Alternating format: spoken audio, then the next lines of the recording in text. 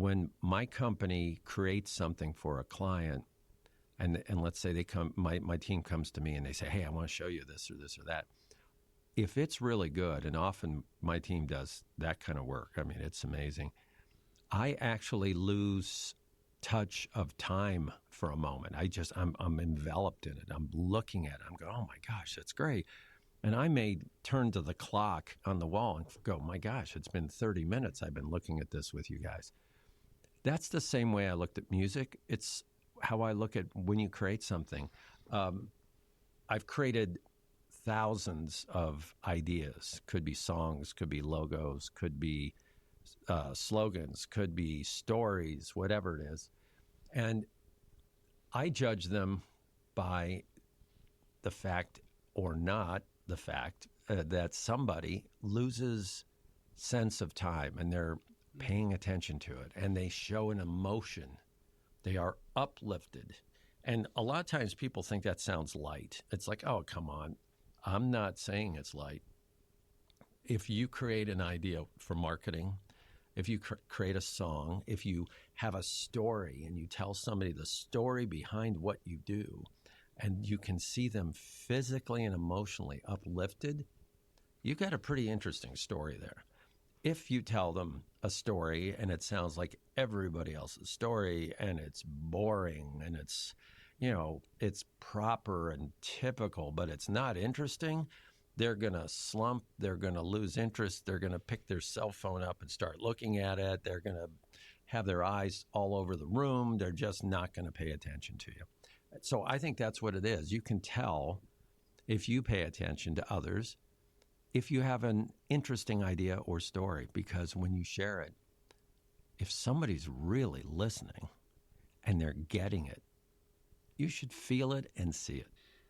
Now, you, if I may say, you have this kind of a clutch, meaning that your character and your mindset, as you mentioned, you're very good at the technical thinking, but also very good at going on the creative side.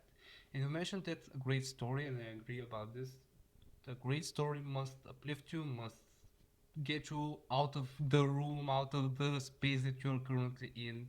But for me, as a more technical person, and I already mentioned in the beginning, I follow the hero's journey, the framework, the formula that we all have.